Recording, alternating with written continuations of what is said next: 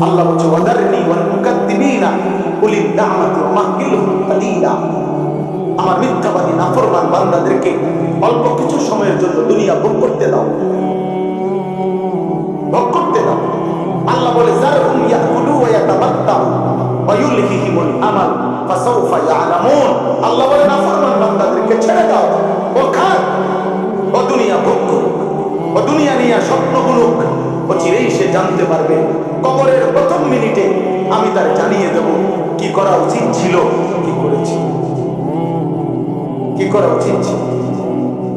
অতএব বাপ, একটা একটা গুনাহ, একটা একটা পাপ, প্রতিটা মিথ্যা, প্রতিটা চুরি, প্রতিটা জিনা, প্রতিটা ব্যভিচার, প্রতিটা সুদ, প্রতিটা ঘুষ, প্রতিটা কিস্তি, নারীর প্রতিটা ছবি, গানের প্রতিটা আড্ডা, নর্তকীর প্রতিটা আড্ডা, যুবক ভাই আমার মোবাইলের প্রতিটা অস্থির দৃশ্য, মিথ্যা কথা আর গানের অস্থির বাক্য, অসৎ বন্ধুদের সাথে আড্ডা, বেনামাজি জীবন, আল্লাহ কসম আব্বা তোমারে আমারে প্রতি মুহূর্তে জাহান্নামের দিকে নিচ্ছে।